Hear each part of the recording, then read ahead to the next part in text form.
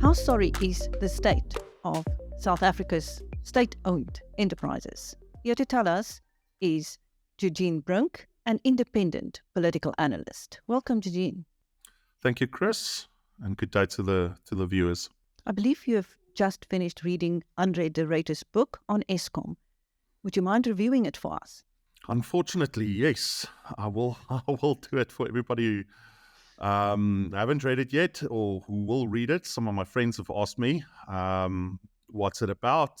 Well, it's packed with detail, a lot of detail, but I like the breadth of what he covered. The chapters aren't long. They're like 10 or 12 pages long, and each deals with a different issue.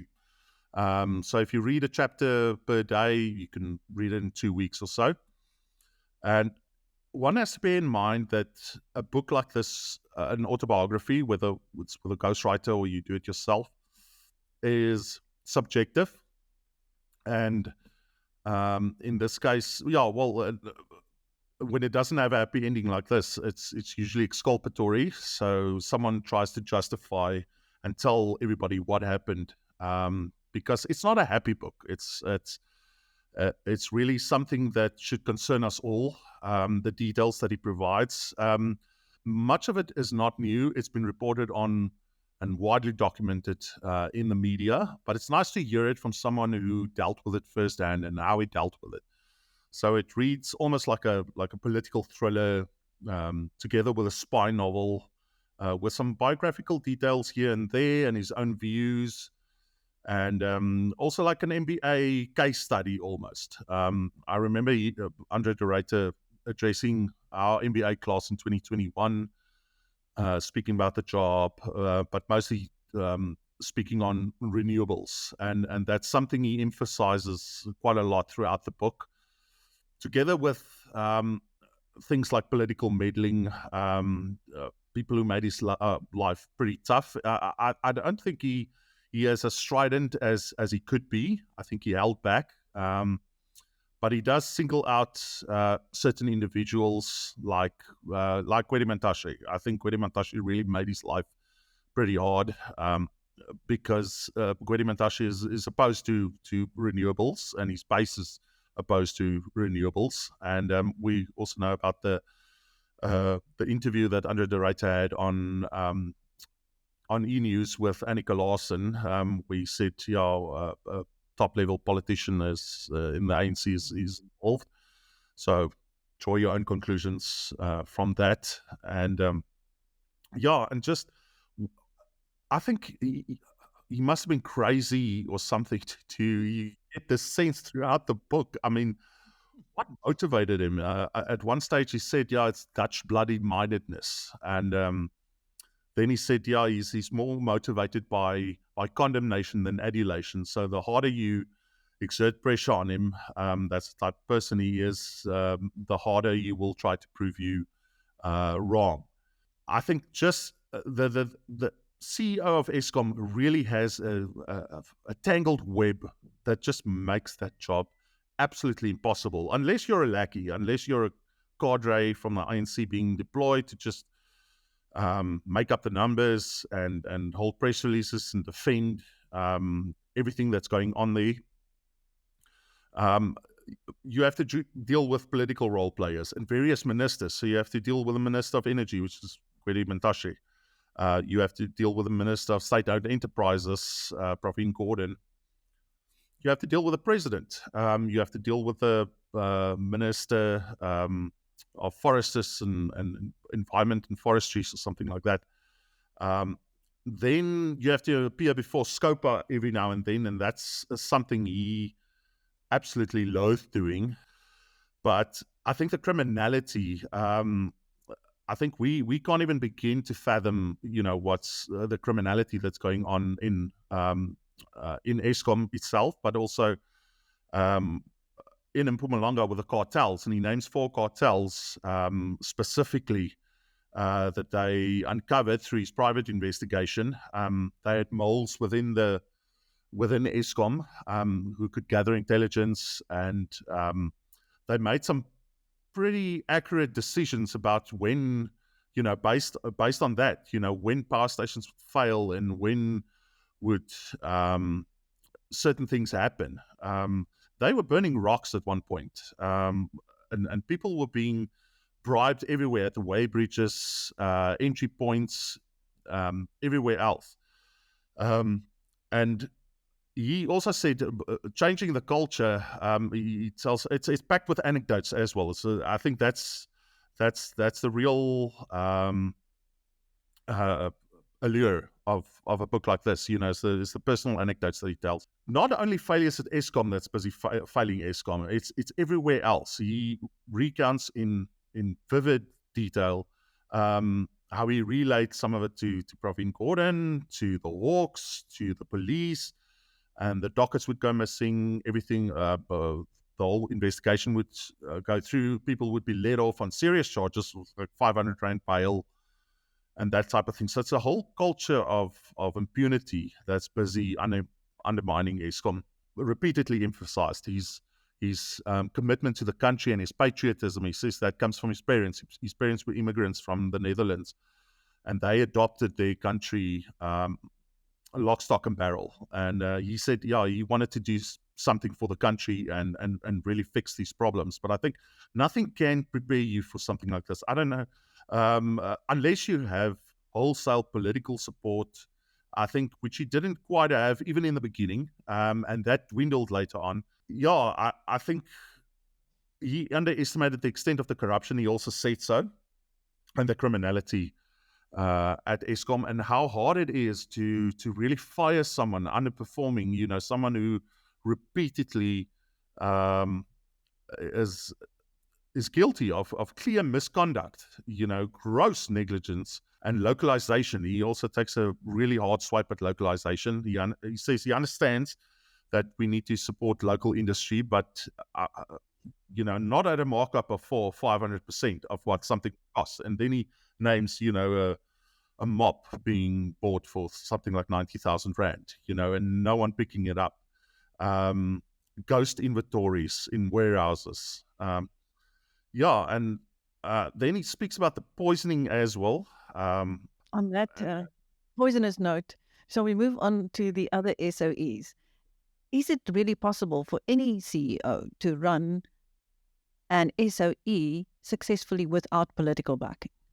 I don't think so. I think, as this book illustrates, it is really difficult. I think first you have to deal with government inaction or policy paralysis. The broad church of the ANC, and also it's something that I could never understand, is this consultative leadership, that Cyril Ramaphosa has to go back to, with each and every decision has to go back to whoever else, and then nothing ends up happening. So it's almost policy paralysis. In the one hand, he tells André the Ruyter privately, and also in his speeches, Cyril Ramaphosa, that renewables is the next big thing. They need to do it. And André de Ruyter, I can understand. I'm not crazy about renewables, but I can understand the justification behind bringing more and more renewables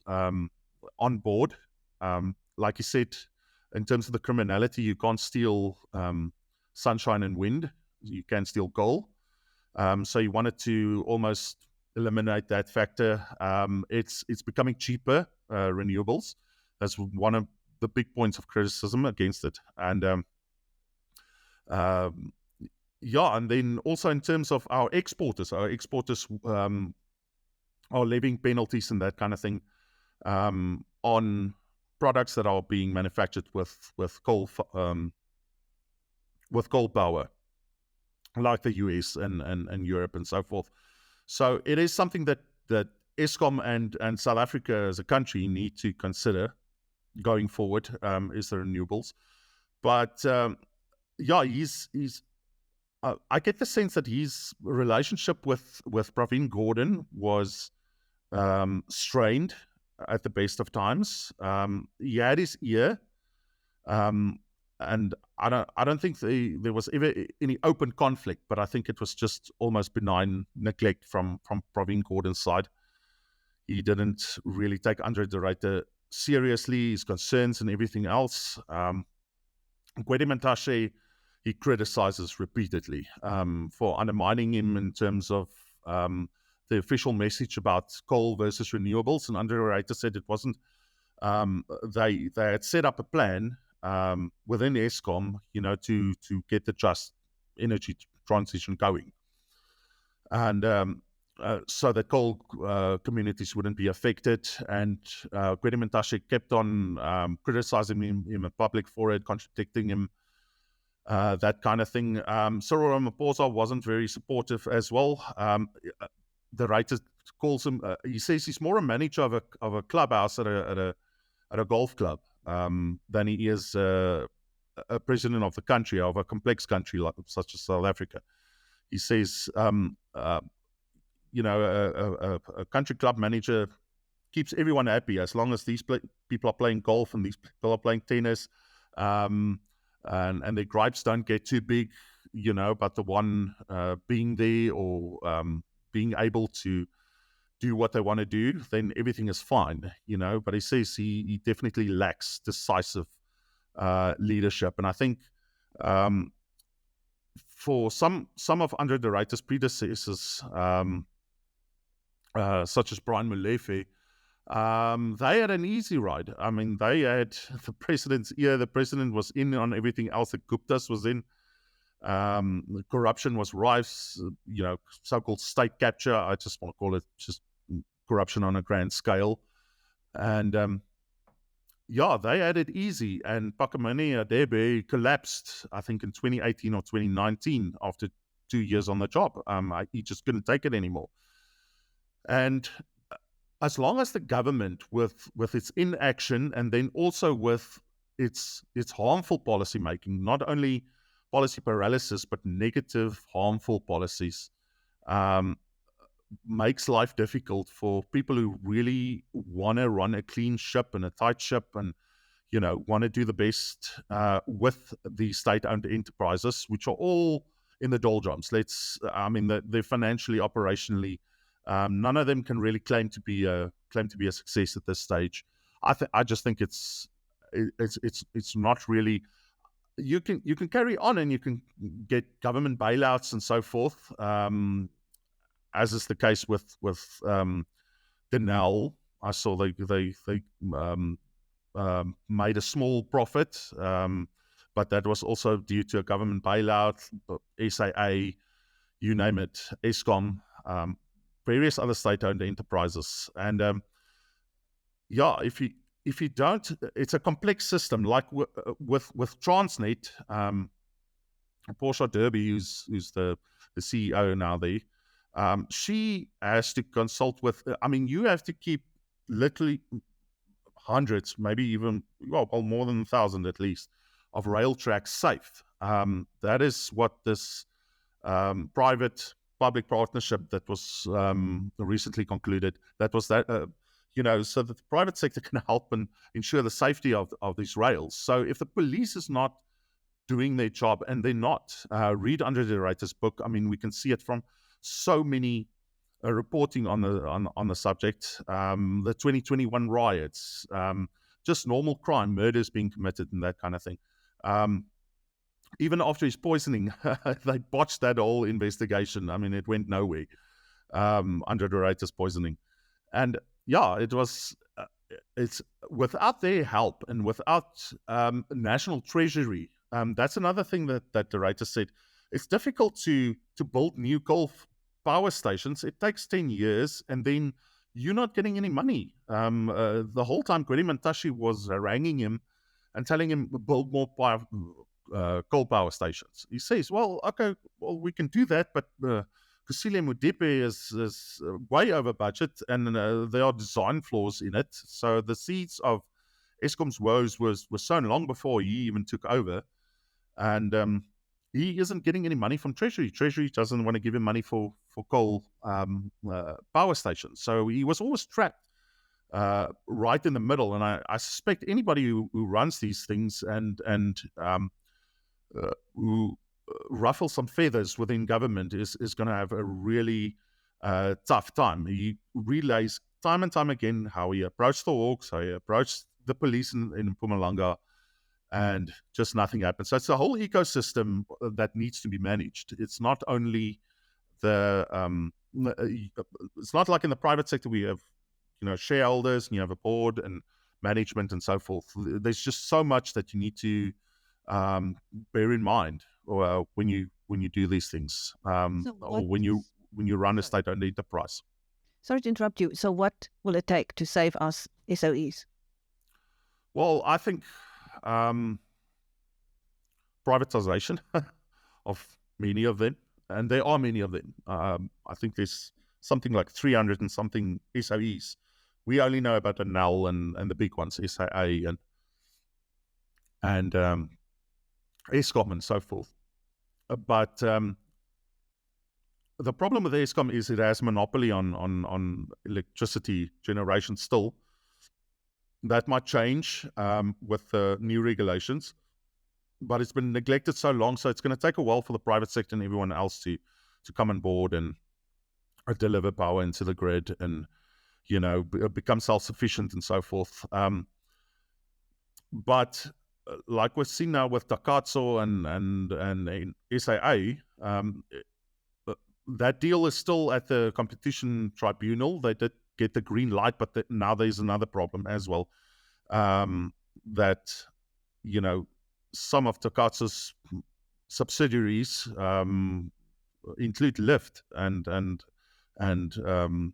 other airline services, if I can call it that, or auxiliary services even. So it's direct competition for SAA, and why they didn't straighten this out before, and I don't know. But it's, I think, increasingly important that you need to look at some form of privatization to just, and with the Takatso deal, they'll get 51% in the end, so that the taxpayer doesn't foot the bill each time, and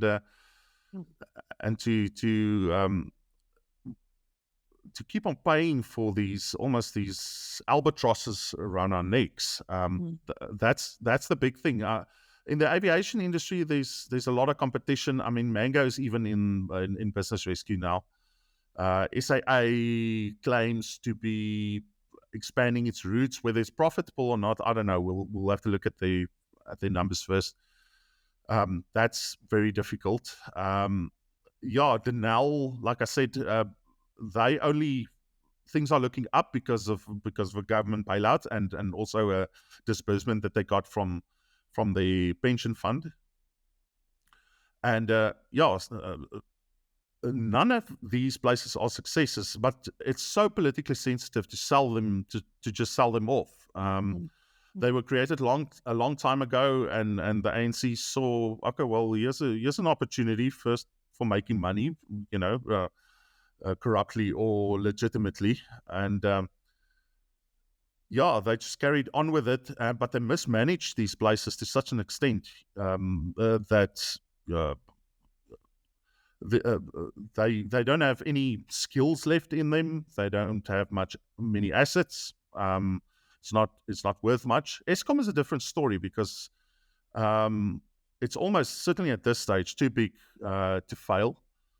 And I don't think, with as long as Gwede Mantashe is there, but also within the broader church of the ANC and the unions and everyone else, it'll be too politically sensitive to privatize something like Eskom. I think the base route, and you have to give credit where credit's due.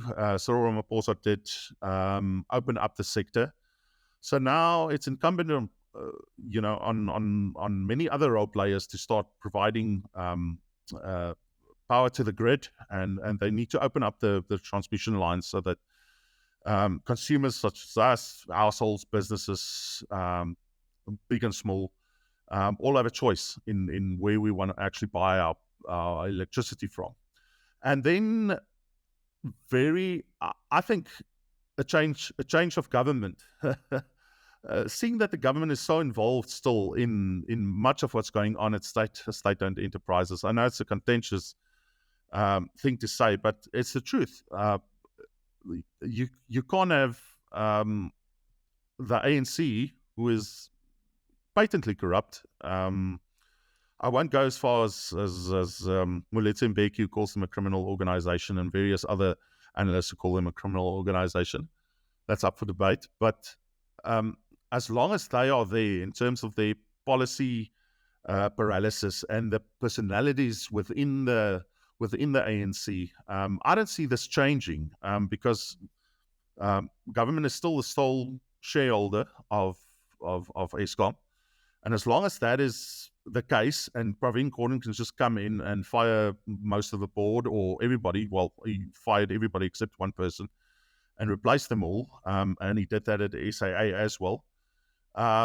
It's really difficult to get continuity and get your corporate governance going to significantly improve the corporate governance and so forth. If corruption is being condoned within the ruling party, it's also condoned within government, and we see many instances of it in municipalities, in provincial departments, national departments, state-owned enterprises, and everywhere else. And a CEO on his own, André de Ruyter tried every which way to rectify, the troubles that and the travails that Eskom had and still has, but he failed in the end, and I don't see anybody else. And also, you need continuity in terms of CEOs. When you look at some of the state-owned enterprises, there's always an acting CEO. There's always someone else coming in, someone resigning, or someone being fired because the media pressure got so severe that they had to fire this person, due to irregularities or something else. And so then there's an acting CEO again, and that happened at Eskom time and time again. And I think even more than that, you need to be able as a CEO to call the shots. I think that's André de Ruyter didn't have all the ability and the power. Well, yeah, the ability, he could do it, but he didn't actually have the power to fire people who weren't doing their jobs. And he said, well, is this the job? He asked this question rhetorically: is this the job of a CEO to prepare PowerPoints for ministers who have to give feedback in Parliament and go out to power stations and tell people to clean it up and that kind of thing? So there's an institutional rot, and he laments the fact that Eskom has a severe skills shortage. Many of its former employees, very skilled people who he said who could just put their ear to a machine and say, okay, listen, there's a problem. In 2 hours, we're going to have a problem with this machine. They're sitting in the Philippines and in Vietnam and in other parts of the world. And it's politically difficult to bring them in. So there needs to be a whole change of heart within that merit again, that it eventually just wins the day, if I can put it that way. Merit is very, very important. Thank you, Eugene Brink, independent political analyst, giving us his take on the state of South Africa's state-owned enterprises and coming up with possible solutions to running them more successfully. Thank you, Eugene. Thank you.